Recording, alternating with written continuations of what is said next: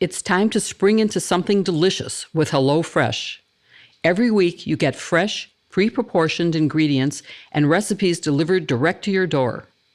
And you can get free meals, 16 free meals plus 3 gifts with code SISTERS16 at hellofresh.com/sisters16, or look for the link in our show notes.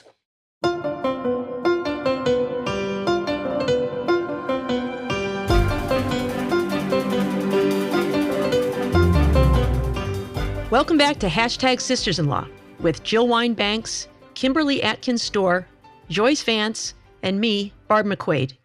This week we'll be talking about the request by the Department of Justice for all of the transcripts that the January 6th committee has put together.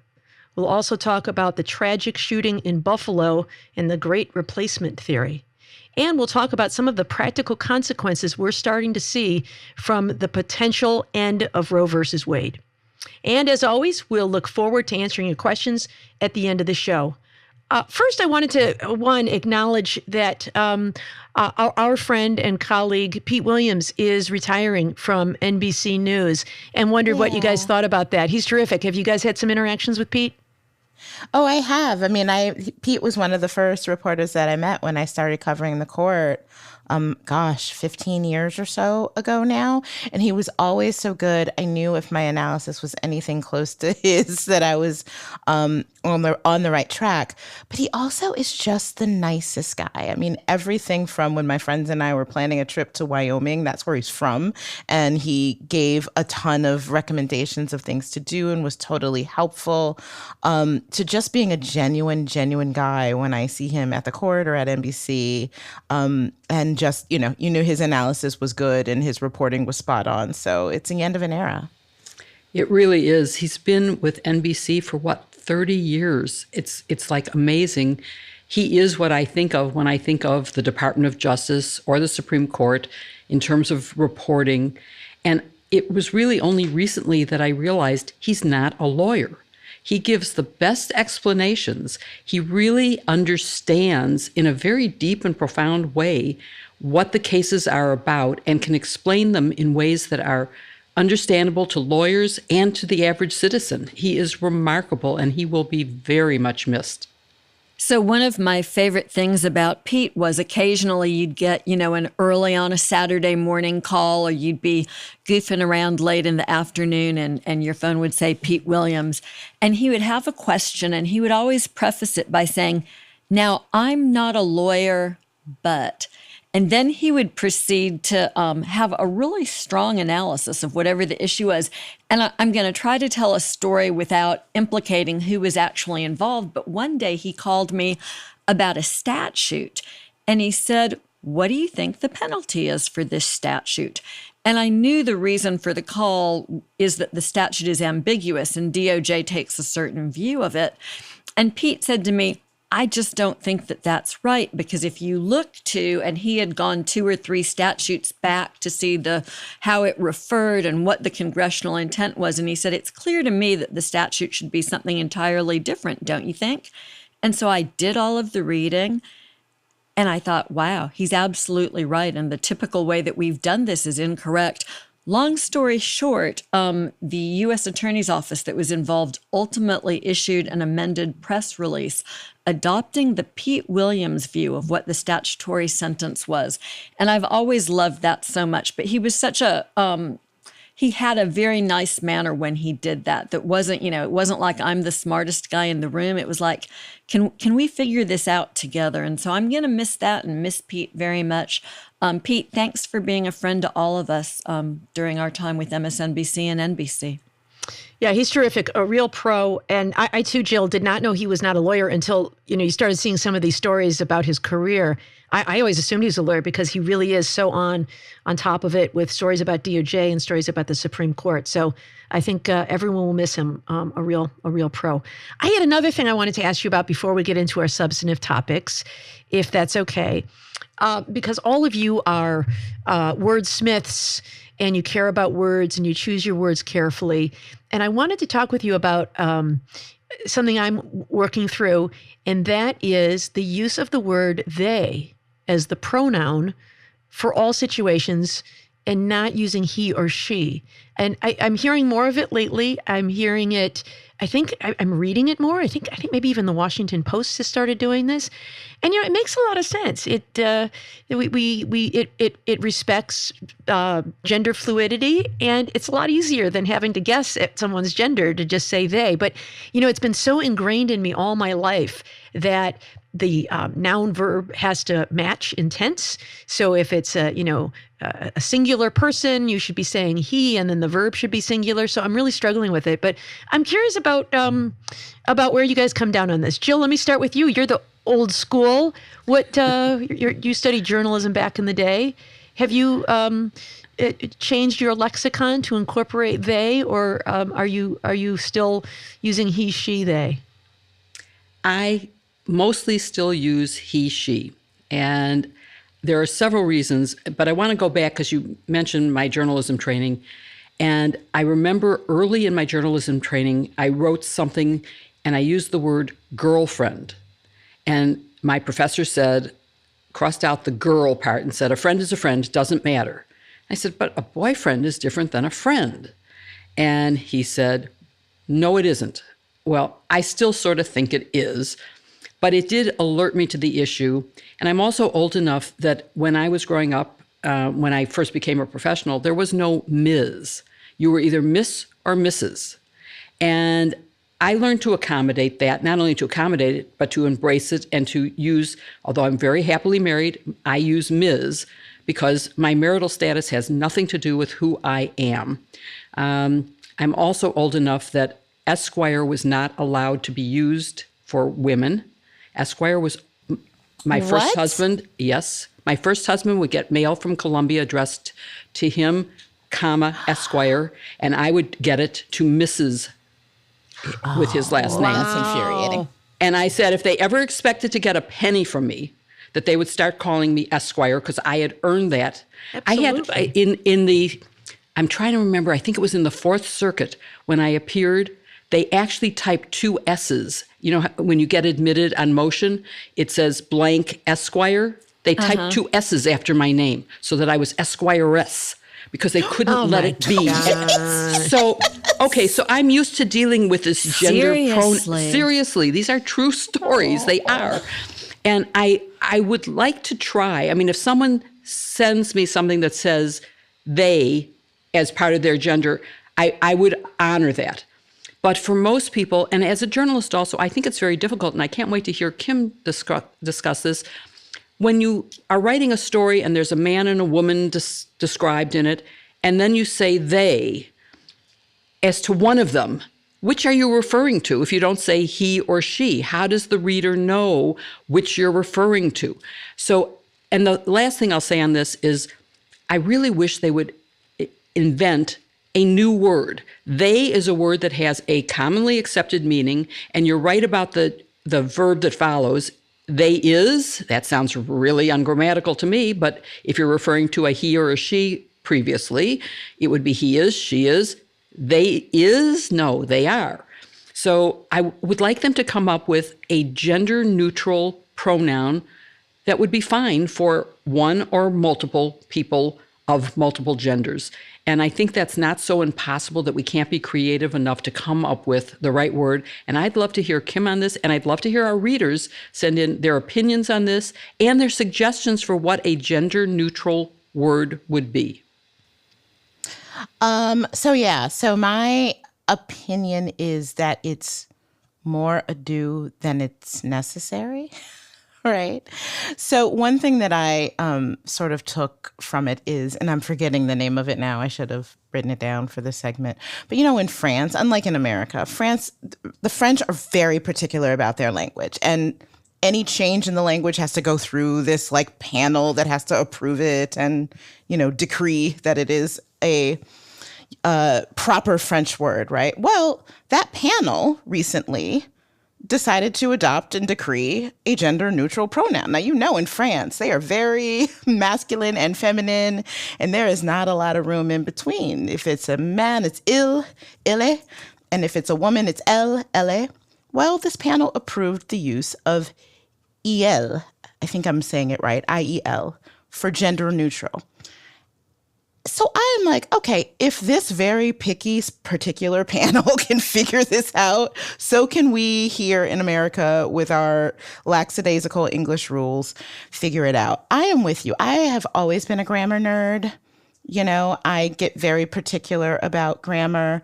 The only person more particular is probably my husband, who insists after I text him, I love you, he texts back, I love you, comma, too, which is the nerdiest of nerdiest things, right?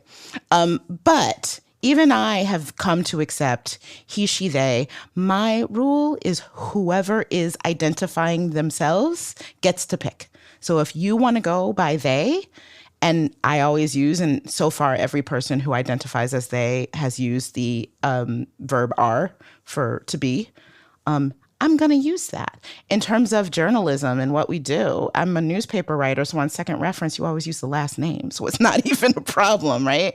You don't really use he or she or they or any other pronoun at all. You try to be as specific as you can and you use the person's name. I have not found it to be a problem. I have a lot of people of all genders in my life, and it's always worked out. So I think if we relax about it a little bit, it'll be okay. How about you, Joyce? Have you incorporated it, or are you a traditionalist? So I have both students and family members who prefer the use of they, and it's a shift. I'll tell you what horrifies me is occasionally I just forget or I do it wrong, and I'm always embarrassed because my whole goal is, I mean, we all get to define who we are. If somebody wants me to call them they, I am really happy to do that. And what I particularly have appreciated have been the students who've walked me through it and helped me understand how to do it with sensitivity. So I'm all for the use of they. I'm not really as bothered by grammar, but the grammar Nazi in my house is my husband. So I'm good with it. So I'm trying to actually take a step and proactively start using they for all gender pronouns. Though, Jill, I share your pain in, they are, he is, that the verb tense doesn't match up. And so that it causes me great anguish, but probably not as much anguish as the poor person who's being referred to by the wrong gender pronoun. And, there is a word, ze, Z-E, that is the English version of the L that Kim just mentioned. So I think we're going to get there someday. People said, oh, what are we going to do in the Supreme Court when we can't say Mr. Justice Jackson? Well, how about we just say Justice O'Connor, and we don't have to use the Mr. Justice. I think language constantly evolves. I'm old enough to have been alive for the evolution of, Negro to colored to Black to African American. And I think it's up to us to keep up and try to evolve and try to pay attention to these things. And after this conversation, I'm going to write a letter to Columbia Law School and tell them Jill Wine-Banks earned a degree from you, and they should be referred to as Esquire. And they are now doing that. I do get Columbia mail addressed to Jill Wine-Banks, Esquire. Good. So they have evolved, and I have evolved, and I will keep on evolving.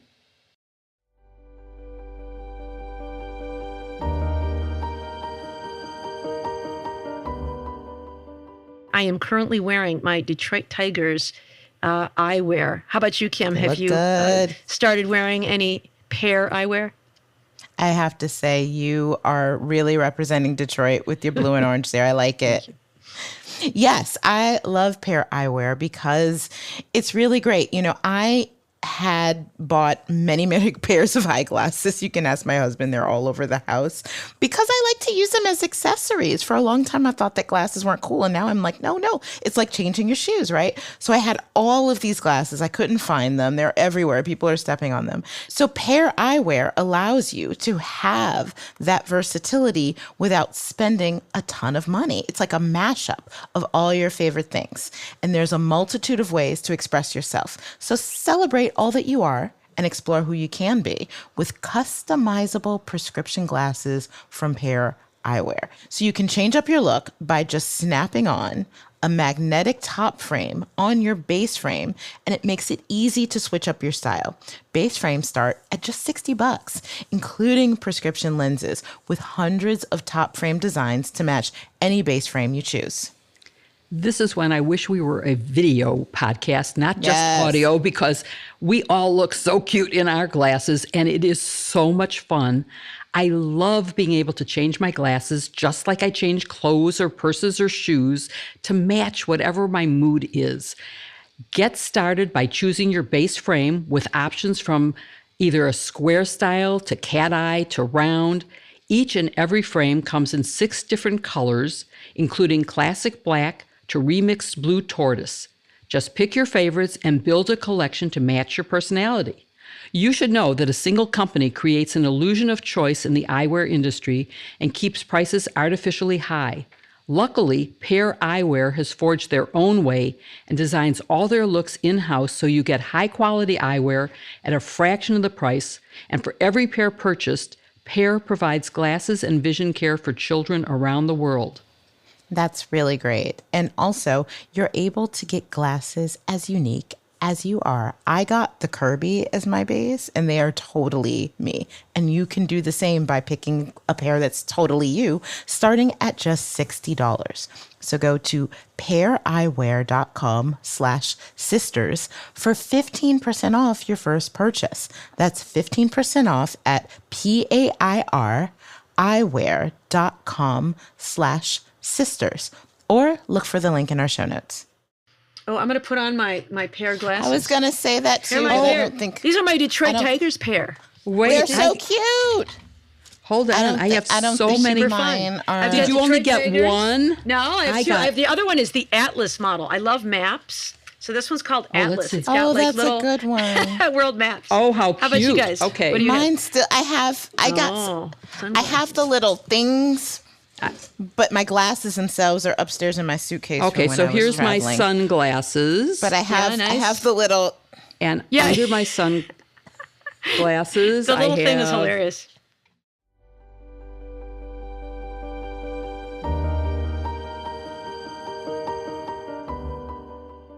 So what seems like what has been 2 parallel universes are finally intersecting now. The Department of Justice is requesting transcripts of interviews that have been conducted by the January 6th committee. But in a surprise move, at least to me, the committee said not so fast. So let's break this down. Barb, what does the DOJ want? And why on earth wouldn't the members of the January 6th committee say, yes, please, here it is, and let us put a bow on top? Yeah, so this is such an interesting story. The Department of Justice has asked the January 6th committee for transcripts of the testimony of almost 1,000 witnesses now who have testified before the committee. And so this is the surest sign yet that DOJ is looking at the much bigger picture here, not just the physical attack on the Capitol on January 6th, but the whole enchilada, everything about the planning of the coup and everything else, which I think is very reassuring. And, what it says to me is this isn't like they've entered a new phase. What it says to me is they've been looking at this all along. Lisa Monaco gave a great talk about this last week where she kind of repeated some of the things that Merrick Garland had said on January 5th, which is, we investigate crimes, not people. And so we take what's in front of us and we build from there and we let the facts dictate where we go. And they've reached a point now, no doubt in the early stages, they were doing things that are covert, like using grand jury subpoenas to get records and using sealed search warrants to get the content of email and text messages. But they've now reached a phase where they're ready to go overt. And as long as the committee has accumulated these 1,000 transcripts, well, why not look at them and make your investigation shorter? It may be they read some of these and decide to discard. We don't need to talk to this person. We don't need to talk to this person. But they may find some very good sworn testimony. And rather than reinvent the wheel or lock someone into a story and have them possibly contradict themselves on minor details in a way that could be used against them later on cross-examination, just take these at face value and then decide among these handful of people that they want to talk to again, maybe to ask different questions. They can use that. So it's a huge time saver. And I agree, Kim, you would think that the January 6th committee, if their goal is to hold accountable people responsible for the attacks on the Capitol, that they would be only too eager to hand over all of these transcripts. So what gives? Why not? Well, one of the things I heard Chairman Benny Thompson say was, we're not prepared to turn them over yet. And so I think this is more of a timing issue than anything. They have really hyped these June 9th hearings that are going to begin televised in prime time, where they're going to have the big reveal. Congressman Jamie Raskin has talked about, we're going to blow the roof off this place. They've really hyped it. And I think one thing they might be trying to avoid is kind of what we saw in the Robert Mueller investigation. As the little facts dripped out over many months, I think the impact of them lost some of their power by the time we heard the whole picture, and it was a little bit of a whimper. I think that the committee has been strategically holding back some details because they do want to blow the lid off the roof in June, and people will tune in and they will be appalled by what they see. And I think that the concern is if they turn it over to the Justice Department, it may be that some of this information gets out and they lose control over it. In the same way, if they give it to DOJ, do they also have to give it to Georgia where they're doing an investigation or any other place? So I think it's really more of a timing thing. But this is, that whole typical dance of negotiation and accommodation. Maybe they want to extract a promise, like maybe you ought to charge Mark Meadows for not complying with our subpoena if you want these things. I doubt DOJ will agree to any of those conditions, but I think they're going to get them, but maybe not until after the hearings in June. So, Joyce, can this be a two-way street in some other ways besides what Barb was talking about? For example, could Chairman Thompson work out a deal with DOJ that gives the committee certain evidence that the DOJ has in exchange for providing access to their transcripts to the DOJ? I think that's really unlikely because most of the evidence that the committee would want from DOJ would have been obtained using a grand jury subpoena or other restricted collection mechanisms, and DOJ is prohibited from turning that sort of evidence over. There actually is an exception to that. You can get a court order that permits you to turn over grand jury information. I think it's unlikely here because DOJ is pre-charge, presumably, if they're considering charging, probably pre-prosecutive decision-making, and it would be very compromising for their case to do it now. So I don't see that happening. And, to this larger environmental question of what the heck is going on with the, you'll forgive me, pissing match between the committee and DOJ, I think it really is just that. DOJ, for reasons that make sense if you're inside of DOJ, is not always forthcoming with people on the outside. That's because they operate under a lot of ethical restrictions, but it can come off as a little bit haughty when you're on the other side. I think the committee probably took umbrage at some of the early failure to communicate, and so they'll air this little grievance for another 48 hours, and then everybody will get on the same team and line up. Interesting. Well, Jill, if Chairman Thompson remains cagey, can the DOJ subpoena the committee for what it wants? Well, remember that they sent a letter that says you may have evidence of crimes that we are investigating. So that would certainly give them some grounds for going ahead.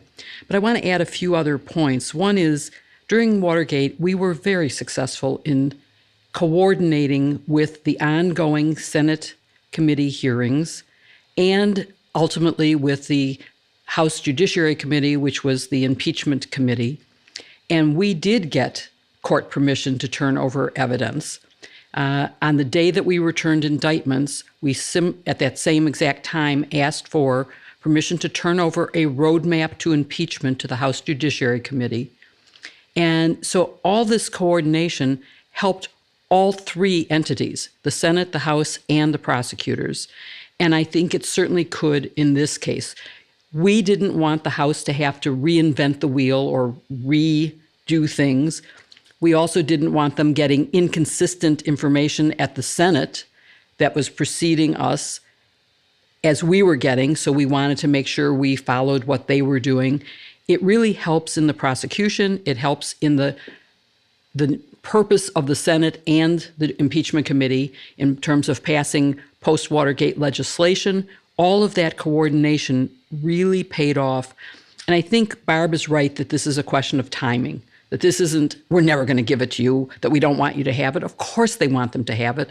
I think it's right that, I guess I have to ask, why did Justice wait until a month before, less than a month before the hearings are starting, when they could have waited a few more weeks once the information is public, I can't imagine that there'd be any reason why they wouldn't give the full transcripts.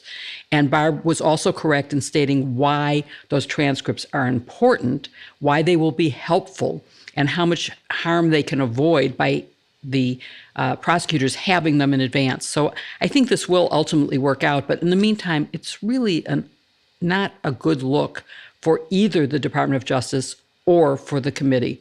And I wish it had not been done this way so that it wouldn't look bad, but ultimately it will work out fine. So, Barb, you mentioned that last week Lisa Monaco talked about how the Department of Justice does its work and how it works outside of political influence. What's really remarkable about it is that when you mentioned this to us before the show, I hadn't heard about it. It didn't get a lot of media coverage, and I had to actually go find it. So I'll start with you, Barb. What do you think our listeners should take away from her words about the way the DOJ works? Yeah, I think she was trying to explain to the public the way the Justice Department does its work. You know, it's frustrating, I think, for people who don't understand, why aren't they investigating Trump? Why haven't they said they're investigating Trump? Of course, we can all see right before us that he's committed all of these crimes. And I think what she said is, we don't talk about investigations because we don't want to tip off targets that we're looking at them. They might destroy evidence. They might work with others to get their stories straight. And it also puts a cloud over a person who may ultimately not be charged, or it could taint their rights to a fair trial, which could actually screw up the prosecution if you've talked about it before they've been charged. So there are a lot of reasons that that's the DOJ policy, to neither confirm nor deny the existence of an investigation.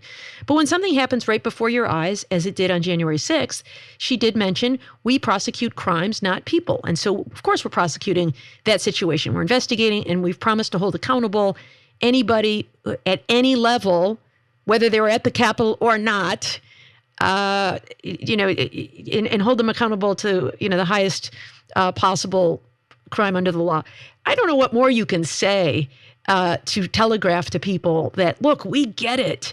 We realize this is a big deal. We understand the frustration. We understand people get frustrated when you say be patient, but we get it. But we are not going to say, you know what, we're going to look at so-and-so and see if the evidence can prove that they committed a crime. That's just not how it works. And so I am confident that this group, when you've got, Lisa Monaco, tremendous public servant, Vanita Gupta there, fantastic public servant, Merrick Garland, fantastic public servant, on the day when they do unveil the charges at the highest levels, I think it's going to be all the more credible because they did things by the book. So I think she was, just trying to assure the public that this is how we do things and we get it and we're on it. Joyce, Jill, anything to add to that? I would just say this was Lisa Monaco's we don't talk about Bruno speech, right? We don't say that we're investigating Trump or that we're prosecuting Trump. But I think if you listen, they're saying all the right things. They're saying we follow the evidence wherever it goes. Merrick Garland said that on January 5th. Both he and Lisa Monaco have repeatedly said that since then.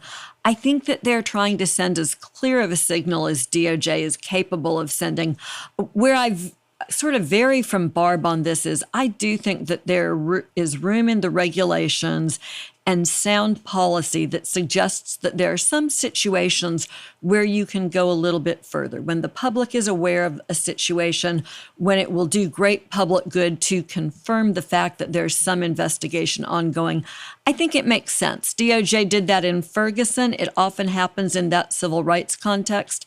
But I am constantly stunned by how much more we know about the investigation into Hunter Biden's laptop than we know about the investigation into an effort to overthrow an election. Ooh. And doesn't that say it all? I think that, Joyce, you've captured it exactly.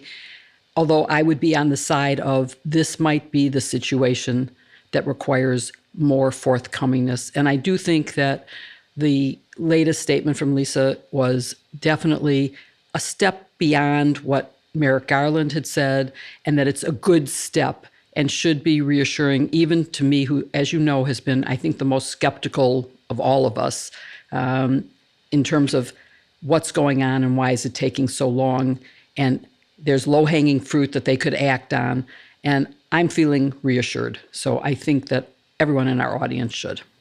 All right, if y'all say so. I think I'm the most skeptical, actually, but if y'all say so, I'll believe you. You're right up there. I have faith. Okay, I have faith. So last question, let's do it in a lightning round. This month, we've also learned that members of the Oath Keepers have been making plea deals and cooperating, both with the FBI and with the January 6th committee. What do you think might come of this, and is this big news? Jill, I'll start with you. The quick answer in a lightning round is yes, it's big news and it's good news. I think that these are people who clearly have been, or I shouldn't say clearly, who it appears have been in touch with top-level politicians, allegedly, from what I read in the press, in the reliable mainstream press that checks its sources. I think that there is enough evidence there to suggest that they can be helpful in linking the planning of the event, the violence of the event, and the broader part of the event. Because I don't think that the January 6th invasion of the Capitol is really the whole important part of this. What's important is they tried to overturn the election outcome through many, many sources. And this is one part of it that will have, influence and should be indicted. And I think this is big news, good news. Joyce and Barb?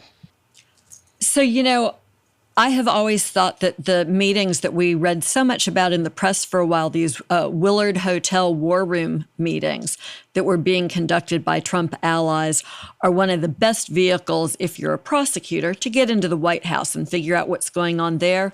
With these Oath Keeper and Proud Boy cases, there is a link to Roger Stone. Everybody knows Roger Stone doesn't want to spend even one night in prison, right? He made that really clear when he was negotiating with Trump for a pardon. And so I suspect that if, the Oath Keepers who were, I get confused whether it was the Oath Keepers or the Proud Boys who were protecting Roger Stone, but one of them it was Oath Keepers, right? And I think if there are witnesses there who can get close to Roger Stone, close enough to get DOJ into prosecution territory with him, he could become the witness that goes then into the Willard War Room and on into the White House. I think this is a huge development. It was Roger Stone who was flanked by Oath Keepers. I'm sorry, Barb. Yeah, I agree that I think this is exactly the kind of thing that Lisa Monaco and Merrick Garland have described, the way the Justice Department builds cases.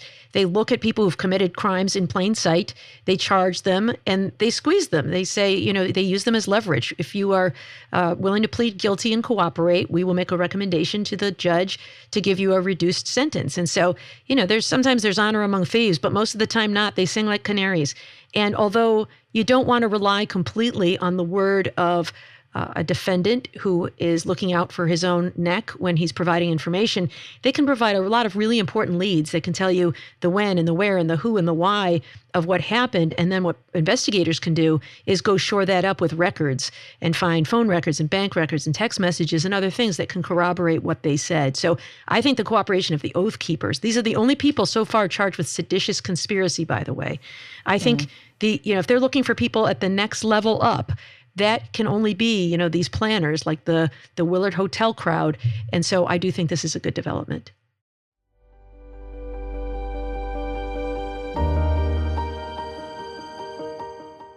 Hey, Kim, I was watching the movie Double Indemnity recently, and I was thinking, hypothetically, what would I want to do if I wanted to take out an insurance policy on my husband? Well, Barb, if that's really what you want to do, you could go to Policy Genius. Everybody needs life insurance in some form or another. And by making it easy to compare your options from top companies, Policy Genius can help you make sure you are not paying 1 cent more than you have to for the coverage that you need. Policy Genius is your one-stop shop to find the insurance you need at the right price, and getting started is easy. Click the link in the show description or head to policygenius.com. In minutes, you can compare personalized notes from top company and find your lowest price and ask about things like double indemnity. And Barb, you could save 50% or more on life insurance by comparing quotes with Policy Genius. Their team of licensed experts are on hand through the entire process to help you understand your options and make decisions with confidence. The Policy Genius team works for you, not the insurance companies, and are great independent advocates for unbiased advice. They won't add on extra fees, and they're not going to ask you why you want that insurance policy for your husband. They aren't going to require unnecessary medical exams or sell your info to third parties. And they've helped over 30 million people shop for insurance since 2014 and placed over $150 billion in coverage. Policy Genius has thousands of 5-star reviews across Google and Trustpilot, and you can get coverage in less than a week. You can be next. I think we know who might be next.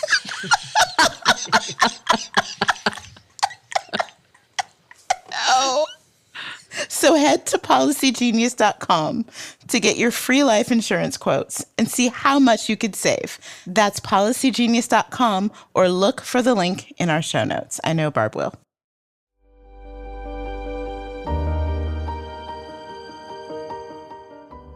An 18-year-old white racist radicalized by the Great Replacement theory is accused of driving nearly 200 miles, killing 10 people and wounding 3 others at a Tops supermarket in a predominantly black neighborhood of Buffalo, New York. Of the 13 victims shot, 11 were black. Evidence suggests he selected this area by looking for the place nearest his home with the highest concentration of black residents. He surrendered to police and was quickly arraigned and then indicted by a grand jury on murder charges. Authorities are continuing to investigate the shooting as a hate crime and an act of racially motivated violent extremism.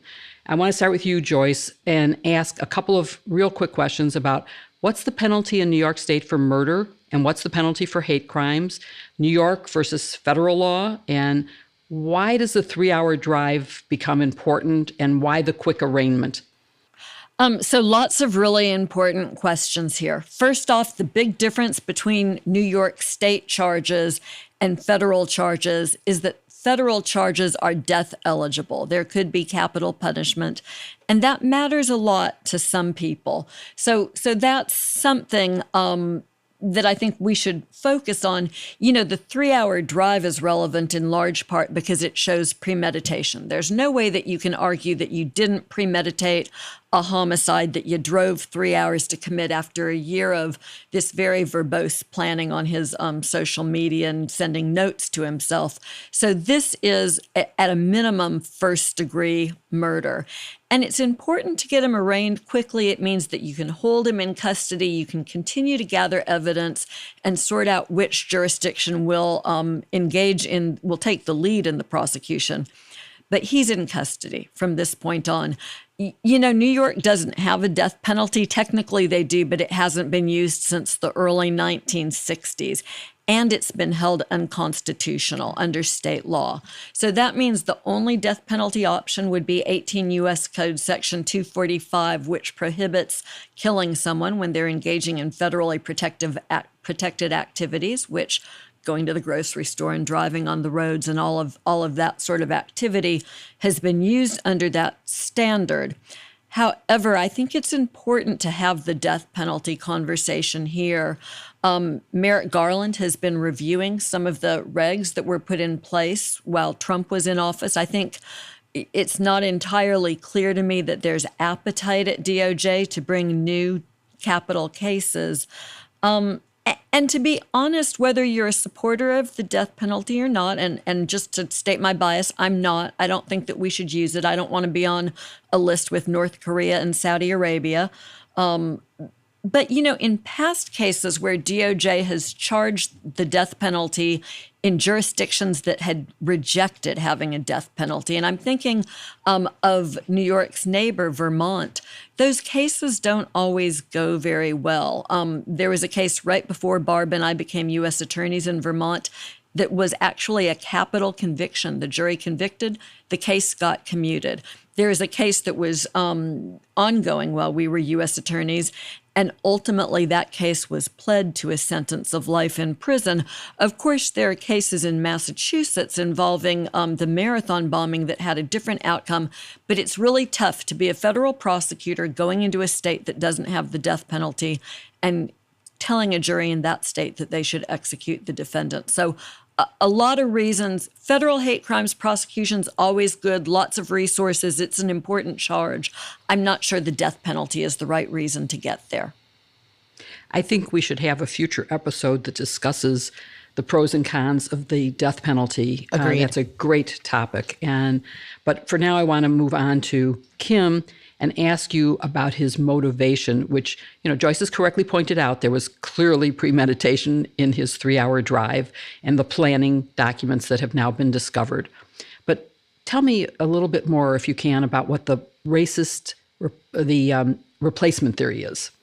Yes, I want to get into that. Before I do, I just want to note one of the things that I thought was really dramatic about this case, and maybe we can talk about that in a future episode too, is the fact that this person went in, conducted a mass shooting, a massacre inside of a grocery store, came out, was aiming his gun at himself and others, and somehow the Buffalo police were able to apprehend him alive.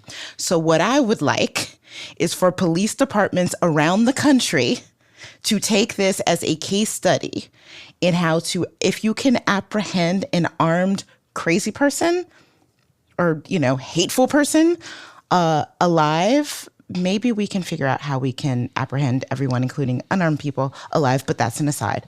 No, it's not. That's a brava to Kimberly Atkins Store, and I agree with you that is something that we need to discuss more in our police reform efforts. Yes, I think that's absolutely true. But now answer my question. So now this shooter, allegedly in this manifesto that was found, talked about something called the Great Replacement Theory. And we have to understand what this is. A lot of people attribute it to 20th century European thought that comes up with this. No. The Great Replacement Theory is as American as apple pie, is as American as our founding, because it is something that has been a part of our foundation from the beginning. It basically is this idea that, a conspiracy theory really, that people of color, either those who are here or those who are coming here through immigration, there is some grand scheme to try to increase their numbers so that it decreases the numbers of Americans of European heritage, and that is a great threat to white people. And this is apparently something that this shooter ascribed to. He was radicalized, apparently, allegedly, using various social media platforms. I'm not sure it took the social media platforms, because obviously the Great Replacement Theory has existed in our history from the beginning, long before there was social media. So maybe that was just the means that he got there. But there has been this idea about that has permeated our society from the beginning that is really problematic. It is terrible. But that's allegedly what he was motivated by. It is hateful. It is aimed not only at Black and brown folks, but also Jewish people too. If you remember in Charlottesville, the night before that horrible, deadly event, there were people marching in their button-downs and chinos saying, Jews will not replace us. That's what the replacement theory is. So it is dangerous. It is alive and well. 1 in 3 people, according to one study, agrees that this is actually true. It's frightening and it's terrible and it's a lie. It certainly is. And New York Attorney General Letitia James says that she is going to be investigating Twitch, Discord, and some other platforms that were used by the shooter. And by the way, you notice we are not naming him because we do not want to give him any recognition at all, because clearly when he videotaped and FaceTimed himself and showed himself, that was part of his goal, so he should not get that. But let's talk about whether she can actually do this.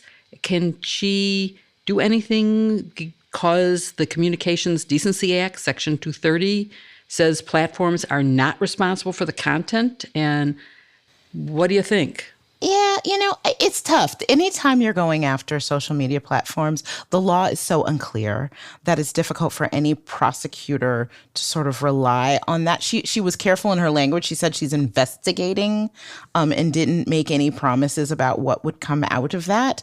I think that is part of the reason why. Now, let's be clear. Section 230 is not a get out of jail free card for social media platforms if they engage in any sort of crime, federal crime, that is excluded from 230. If they knowingly help someone else engage in a crime, that's excluded from 230. But even then, I think First Amendment principles make this a very murky category. I think the better way to go about this, and we'll talk about this more in a moment, is with robust federal investigation and prosecution of domestic terrorism in the same vein that we have seen for international terrorism. We still can't take more than 3 ounces of liquids on a plane 20 years after the specific threat that was meant to address has been all but eliminated. So why can't we bring that same energy to domestic terrorism? So I think that's the goal. Absolutely. And Barb, I want to turn to you as our national security and terrorism expert. And have you talk about how do we stop the radicalization and the resulting conduct, and whether we need a domestic terrorism statute that would allow investigation before, as you would say, left of boom, and deal with it as we do with foreign terrorism. Yeah, you know what, Jill, I can see that I've been talking to you the way I talk to my kids. I was about to say, have I ever told you about left of boom? And apparently you know all about it. I tell my kids this all the time. Have I ever told you the story of, yes, Mom, 7 times. And then they'll tell me how the story came out. Like, oh, yeah, I guess I have told you the story before. Yeah, I like to say it very dramatically, left of boom. But that is, Jill, you've been paying attention. Good job. Left of boom is this concept that is used within the FBI. And, the concept is you want to stop a terrorist somewhere on the timeline before the moment of attack. So if boom, the bombing, the shooting, whatever it is the moment on a timeline, any spot left of that on the timeline predates the moment of the attack. And so that's what you really want to do. Anybody can prosecute this shooter after the fact. He can be charged with murder in the state. He can be charged with a hate crime by the feds. And that's great, but it's not going to prevent this attack that killed 10 people. And that's what you really want to do. And so because there is not a federal domestic terrorism statute, the FBI does not have a predication, which is, a reasonable belief that a federal offense has been committed, to open an investigation and kind of just troll around on social media the way it does for international terrorism cases. So if you believe that there is somebody, they troll around on social media, and if they find somebody talking about ISIS or Al-Qaeda, they can then initiate an investigation and then, send an undercover in and talk to them and say, hey, buddy, you have some interesting ideas here. Tell me more. How can I help?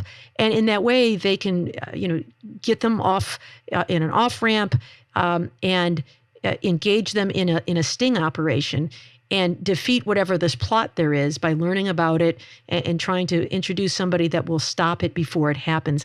Without a domestic terrorism statute, they can't open that kind of investigation. And the reason we don't have one is a laudable one. In the 1960s and 70s, there was a lot of abuse by the FBI. They had a program called COINTELPRO, counterintelligence program, where they targeted people who were Vietnam protesters and civil rights organizers under the guise of national security. And they did all kinds of things to disrupt their work. And so it was after all of those scandals that they implemented a number of protections, one of which is this thing called the DIOG, Domestic Investigations Operations Guide for the FBI. It's like the size of a phone book.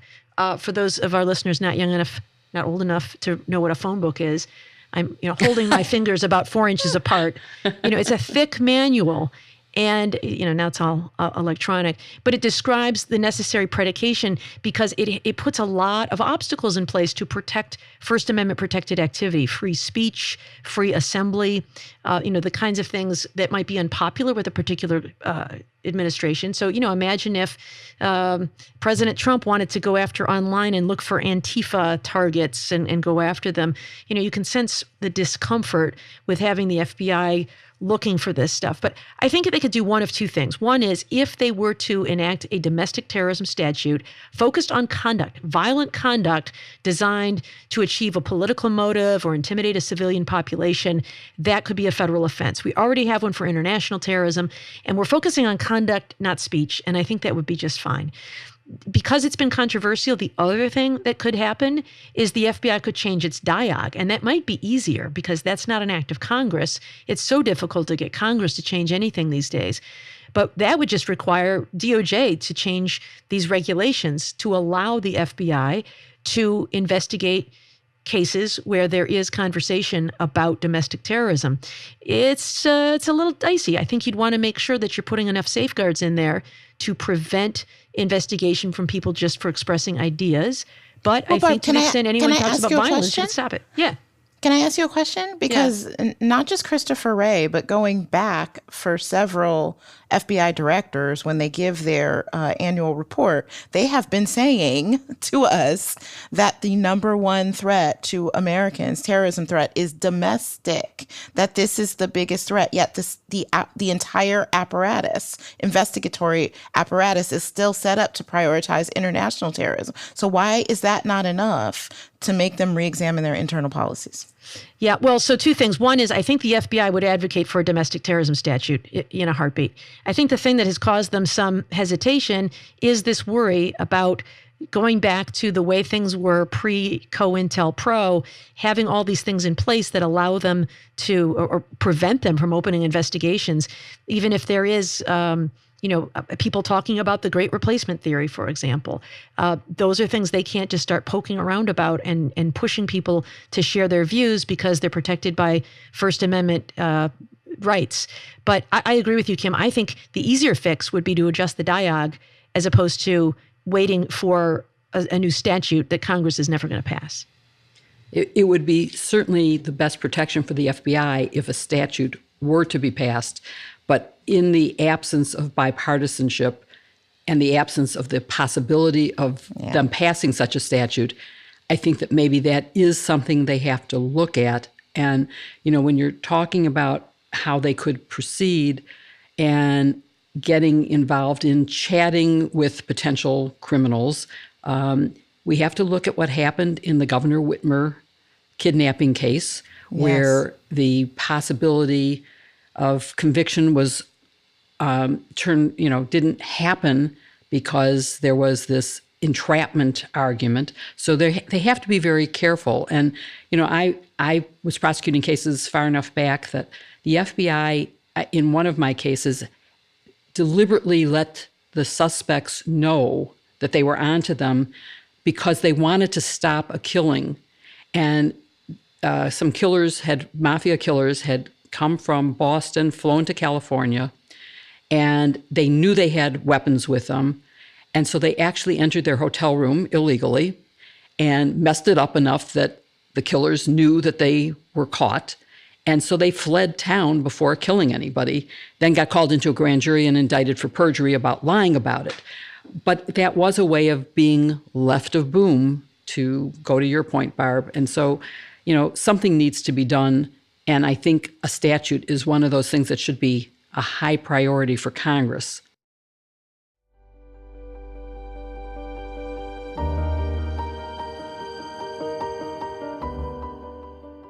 Hey, Kim, I'm just wondering, have you found a way to avoid razor burn and other damage in the shower? Oh, God, thank you for not making me do this ad. Jill, it's funny that you ask because, I went to a beach recently and I have found that the magic starts with the Athena Club razor blades. They are surrounded by water-activated serum with shea butter and hyaluronic acid, so you get a silky smooth shave that actually leaves skin soft and hydrated and not strip dry. The blades are even placed out to let the hair shave cream pass through it easily. So you don't have to take a ton of passes over your skin over and over again. Fewer passes means less irritation, if you know what I mean. So it cuts down on razor burn and ingrown hairs. We don't want any of those things. But the best part is the razor kits are only $9 with free shipping. And they come with 2-blade cartridges, a magnetic hook for shower storage, which is really convenient, and your choice of handle color. Mine is like a nice mint green. And there's many colors for you to choose from chic black to white to even neon and other pastels. And I had silky smooth skin. I can't complain. You know, I never thought I would get excited about shaving my legs, but just listening to you, Kim, it sort of makes me want to run upstairs and pull my razor out. And I really do. I'm stunned by how much I love my Athena Club razor. I like some of their other products, too. They have some great wipes that I use almost every day. But the great thing about the razors is that you'll never have to worry about dull blades because you'll get refill sent on your schedule. All you have to do is choose how often you need fresh blades, and Athena Club will send them automatically with free shipping, so you always have the best blades for the best shave. I would suggest getting their Cloud Shave Foam, too. It's insanely thick and actually stays on while you change, right? I mean, how many times the foam just slips away? This is an entirely different sort of thing. You don't have to constantly reapply it, and it leaves your skin nourished and moisturized. It's truly amazing. See, this is how we like to spend our weekends, people. This was too much information. It's so, this is what we do for kicks. Why deal with razor burn and wasteful disposable razors when you could be getting the best shave of your life with the Athena Club razor kit? Honestly, I really do love it. And you can get 20% off your first order at athenaclub.com with promo code SISTERS. That's ATHENACLUB.com with promo code SISTERS for 20% off, or look for the link in the show notes.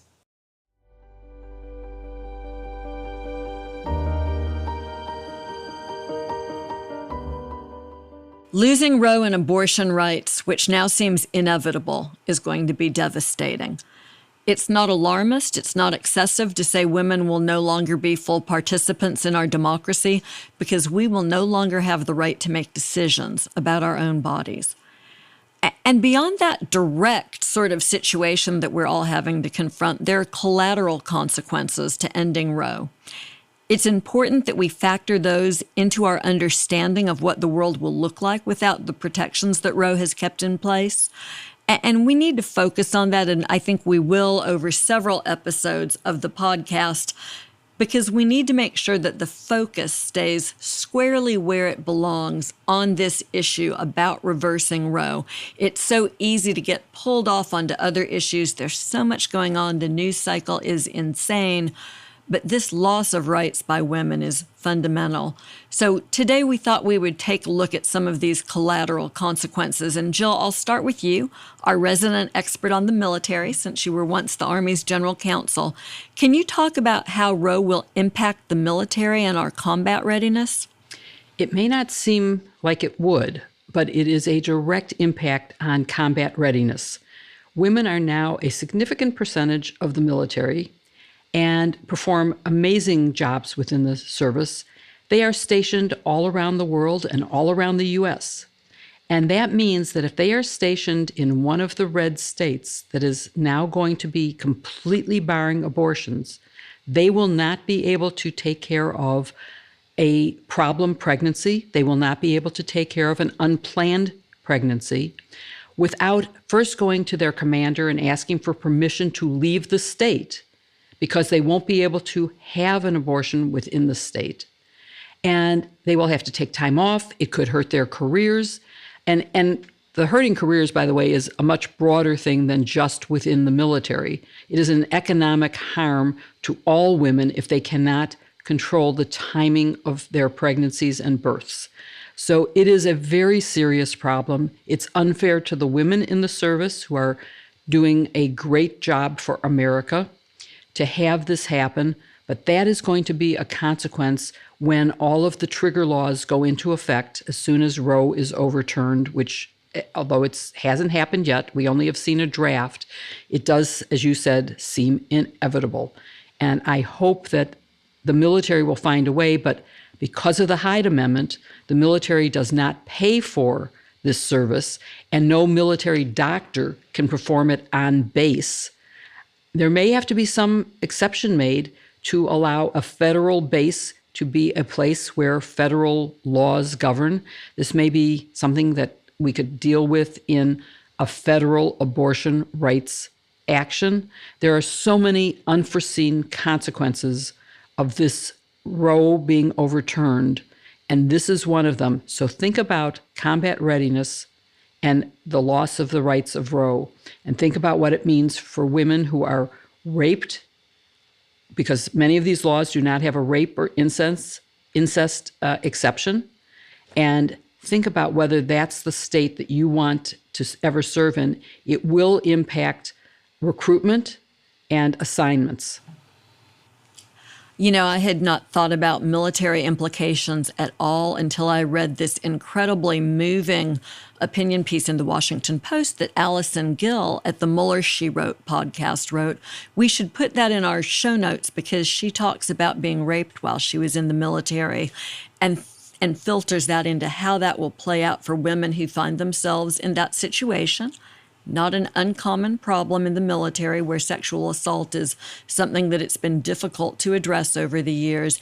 And she writes very movingly about that particular problem. You know, Barb, you raised a completely different issue. Could I just interrupt for a second, Yeah, Joyce? please. Because I read Allison's piece and I was deeply moved by it. And I am glad, I think it should definitely be in our show notes so that everyone can read it. But I do want to say that since her time of service, things have improved and the military has gotten much better about women reporting rapes.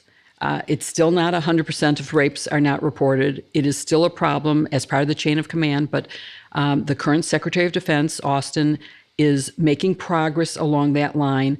And I think that there is very good reason to be hopeful. I was on a commission looking at sexual assault in the military, and I know how much the generals, even in the chain of command, are sensitive to this and are maybe even over prosecuting now because they're so afraid of saying no that they're saying yes to even cases that are not winnable, that are not, it's a he said, she said. But I think there is some progress being made in the military. So I do want to say that things are better than when she served, but they aren't good enough. Yeah, that seems fair. Moving from the military to public institutions, Barb, you had flagged earlier this week that there have been some issues at the University of Michigan, which is a research medical facility. And interestingly enough, I had a similar experience here at the University of Alabama at Birmingham, where a doctor who's older and politically and religiously conservative shared with me how deeply concerned he was that they would be forced to stop teaching the abortion procedure in medical school, which is the same procedure that they use for an incomplete miscarriage. And he said, you know, what are we going to do? Well, we won't be able to provide care for our patients. Our patients, in essence, you know, will be left to die, will have inadequate care. So, Barb, how do you see this issue sort of writ large of major medical institutions? Yeah, I think this is one of those collateral consequences that people don't really think through when they talk about ending abortion.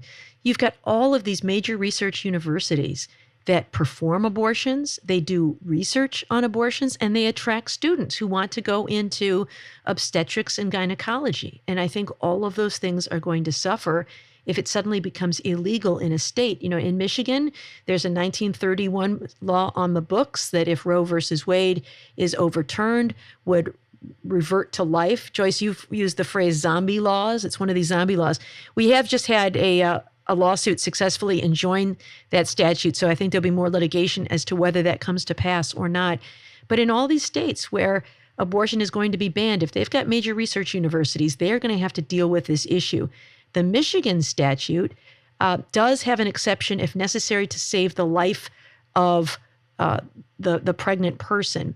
But what's interesting, the University of Michigan just put an article out, kind of a trade publication to other research universities about just some of the things you're going to have to start thinking about as we await this Dobbs decision.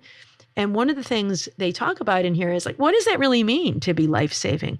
Currently, they perform a lot of abortions when there is a problem in the mother, but it might be something like there's a 50% risk to their life because of severe high blood pressure. And so the best medical decision would be to terminate the pregnancy.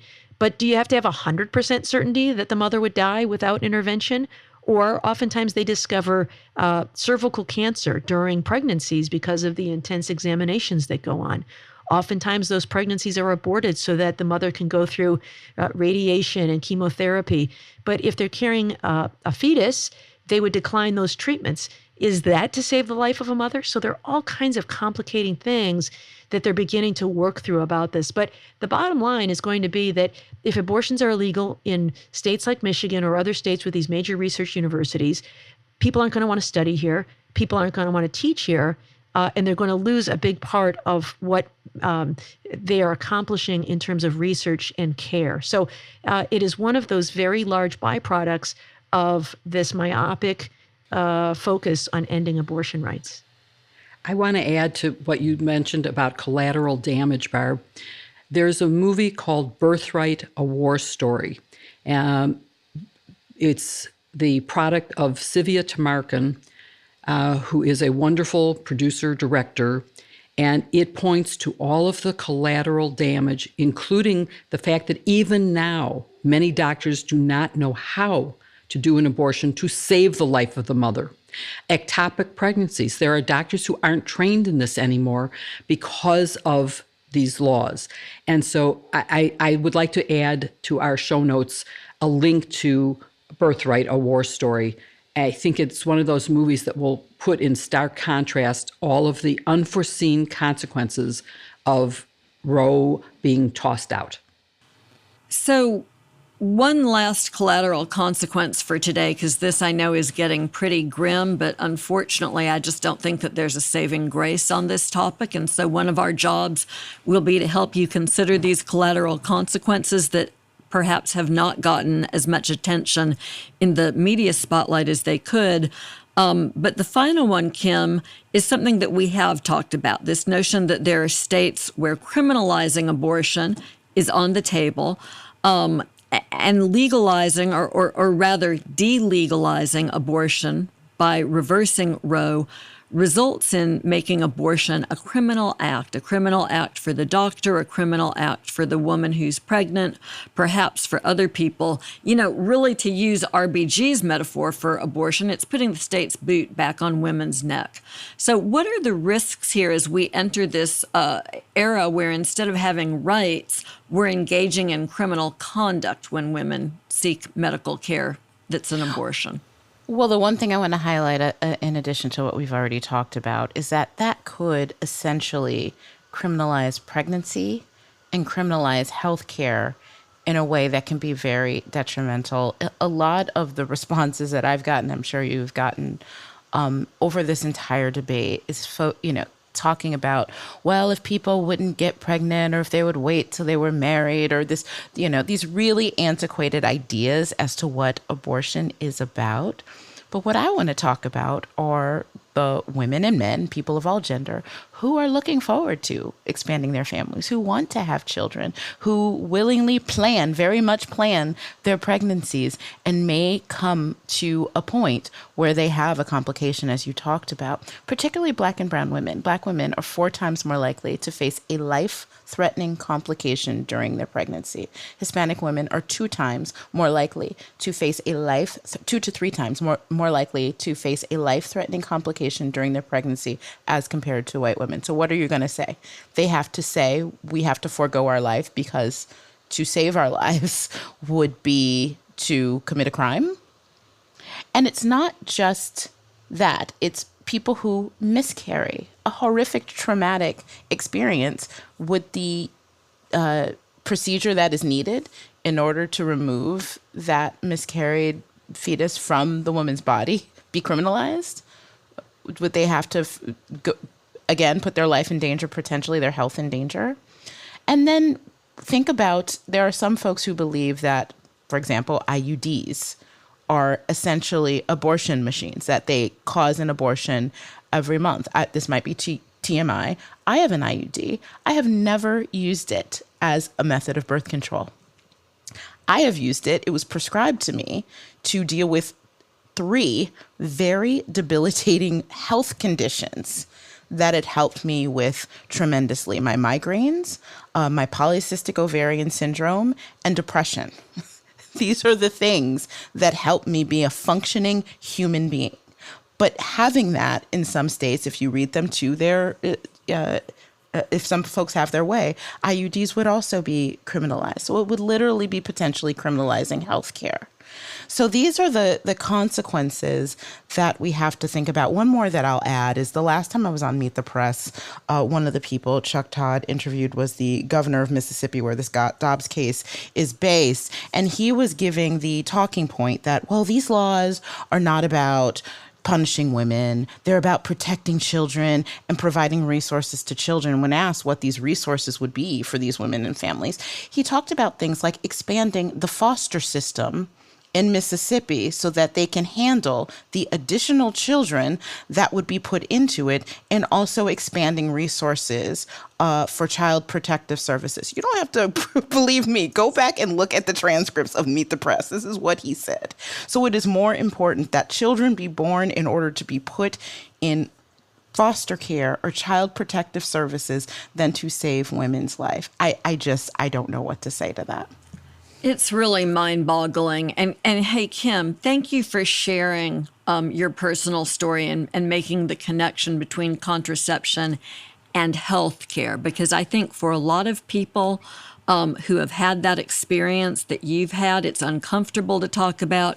It's not something that's come to the forefront. I think one of the unfortunate fallouts from reversing Roe is that we're going to all, including Barb, have to get comfortable talking about things that we don't really want to share. I mean, this is very private sort of experiences. And yet to advance policy, to get people to focus on all of the problems created, it's really forcing women to tell their personal stories. And I perhaps resent that as much as I resent anything else that's going on in this space. Yeah, Kim, let me say thank you for sharing that personal detail, because I think it is really enlightening to people who think about contraception solely for the purpose of birth control. And it's shocking that that could become illegal if Roe is tossed out. And I want to share 2 other things that I heard recently that are equally shocking. One is that a woman was ordered to bed rest during her pregnancy because it was an at-risk pregnancy. Now, talk about the state getting involved beyond belief. That means that she can't take care of her existing family. She can't work. She's ordered to bed rest. And another is Arizona just allowed a lawsuit by the estranged spouse of a woman who aborted at 8 weeks, totally legal even in Arizona. And he sued for his deprivation of his parental rights to have a loving relationship with a future child. And that case has been allowed to proceed. That's the kind of things that are the collateral damage. And I mean, I heard these stories as part of a teach-in with Sivia Tamarkin, the same person as the Birthright movie. And it's just shocking to me to hear the doctor who has been sued as part of this estate of the fetus. Imagine that, the 8-week-old fetus's estate is suing this doctor. So I think we are in serious trouble beyond just losing the right to choose when and if we become parents, and not just a living incubator for a fetus by being ordered to continue the pregnancy.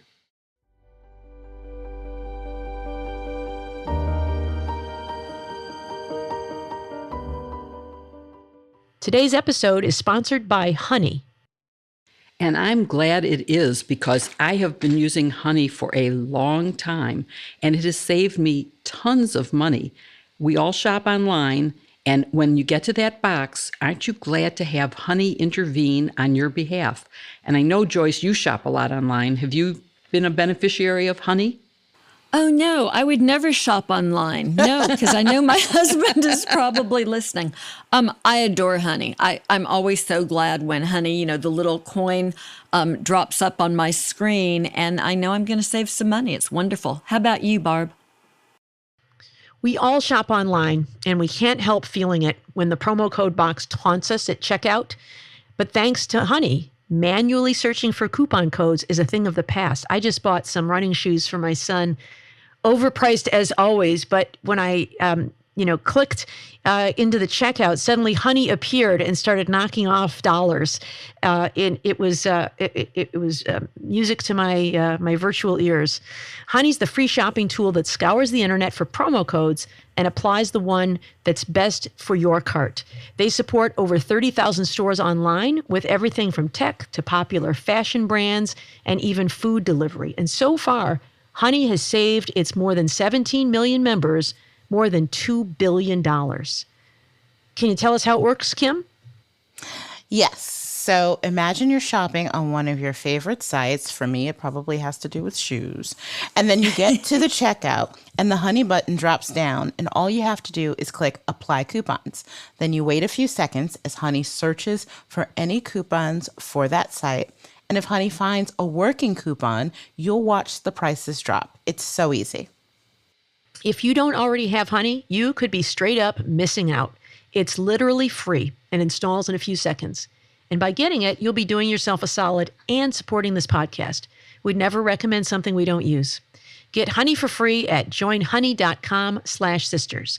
That's joinhoney.com/sisters, or look for the link in our show notes.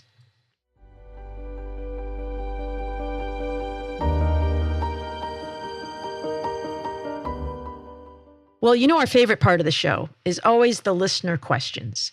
If you have a question for us, please email us at sistersinlaw@politicon.com or tweet us using #sistersinlaw. If we don't get to your question during the show, keep an eye on your Twitter feeds throughout the week, where we'll answer as many of your questions as we can. And we always get so many. One of the most fun parts of our conversation is choosing which of the questions we're going to discuss. And so we've got 3 good ones to discuss this week. Let me start with this one. It is from Mary in Woodbury, Minnesota. And she says, what is your take on recently released books containing significant developments involving Donald Trump that went unreported for more than a year? Is it a crime that these details are held back? Jill, you're the political memoir author. What do you think? Well, let me just say, I won't be buying any of those books, and I would advise other people not to buy them. In terms of whether it's a crime, could be misprision of a felony if you know about it and don't report it. It also could be dereliction of your duty if you're a cabinet member and have an obligation under the 25th Amendment to take action when someone is committing crimes in your presence. I think it's awful. And I know Kim will want to weigh in on reporters' obligations to report things, which is maybe different than a cabinet officer or someone in a position to really do something about what's going on. But I personally would not let someone make money by withholding information that could have made a difference in impeachment, could have made a difference in the 25th Amendment being applied. And so that's my answer to Mary.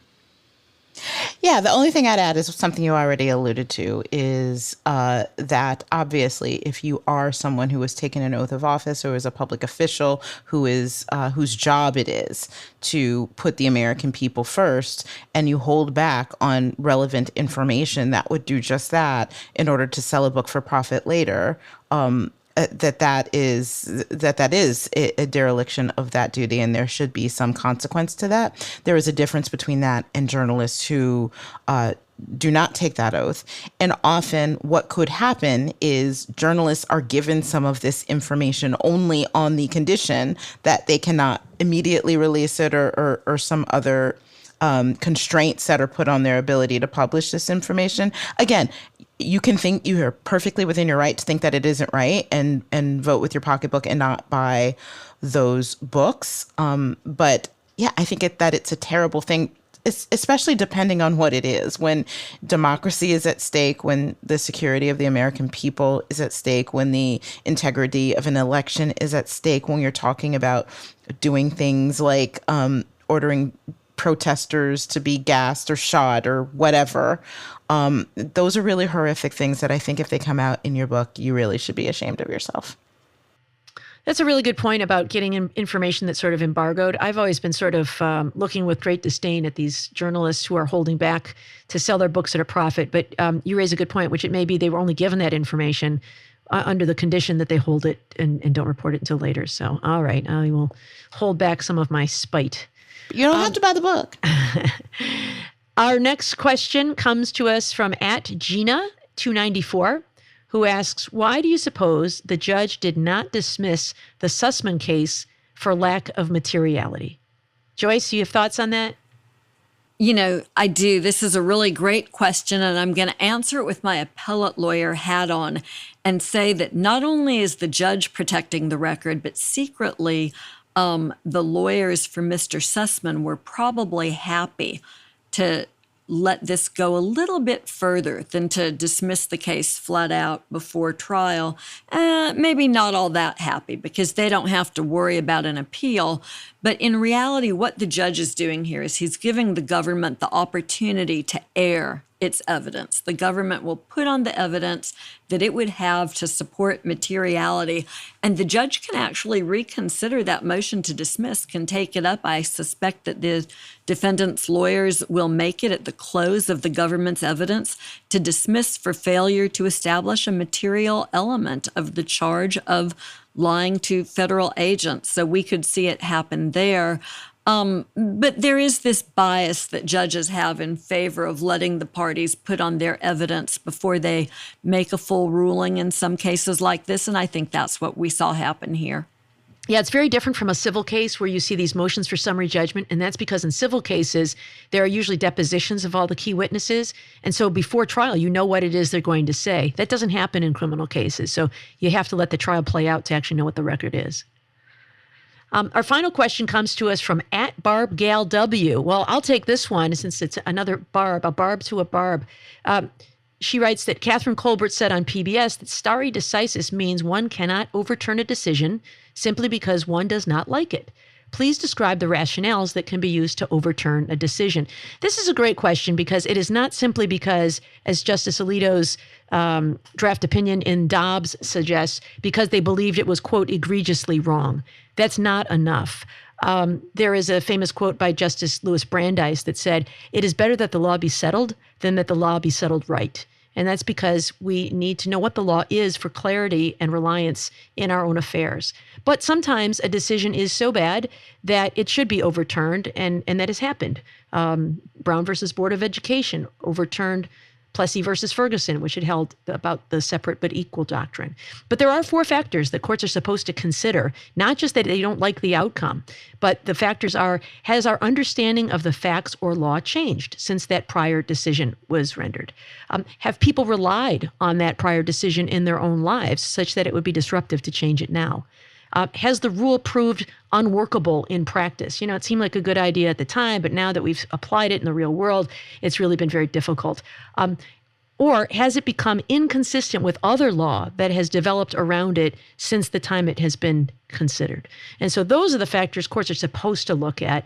And what we're seeing now, I think, is a disturbing trend. Clarence Thomas is a big advocate for this, of just saying we should be able to overturn anything we believe is egregiously wrong.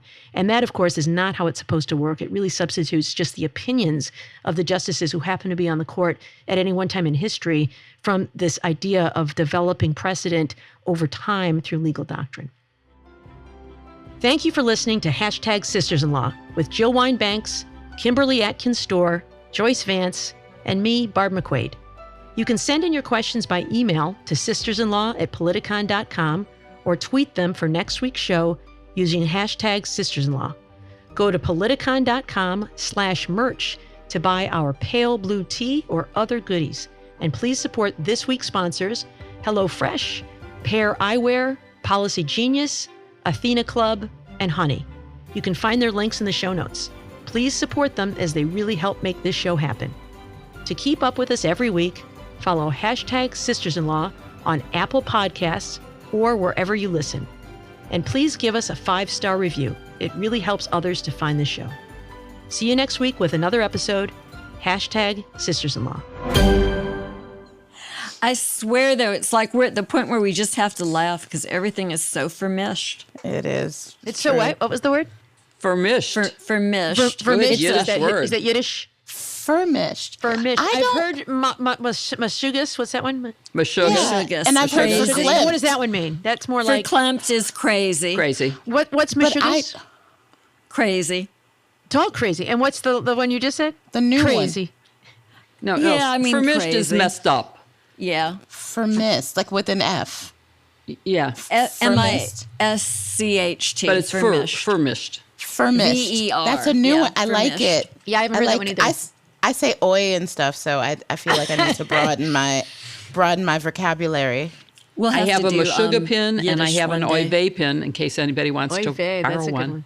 You have a Meshuggah pin? I do. You have to Someone wear it sent it to me. next It's just week a so we crazy can person, see it. crazy looking person. That's a good But the I have to tell y'all- oy vey says oy vey. So I got it when I went to see the Yiddish version of Fiddler on the Roof. They were that's selling really oy vey nice. pins. And That's really they were good. also selling mirrors that say, oh, Joyce, what's the right word for a beautiful face? Shayna Punham. Shane and Punham. Yes. That's what it So says. I have to say, when I was in a college band in Michigan, we gigged events, like we played weddings and other events, and to make money.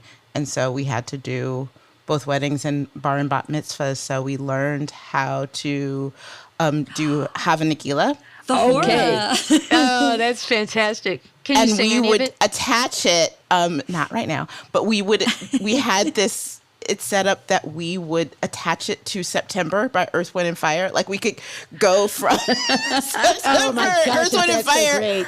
right into having to get, so because everybody's up dancing to that song, they love it. And then we go right into it, and then, the chair goes up, and it was, Oh, we that's made so good money. great. Okay, this love is it. for when we all get together in Chicago. Kim's going to have to sing it. Say Hava Nagila.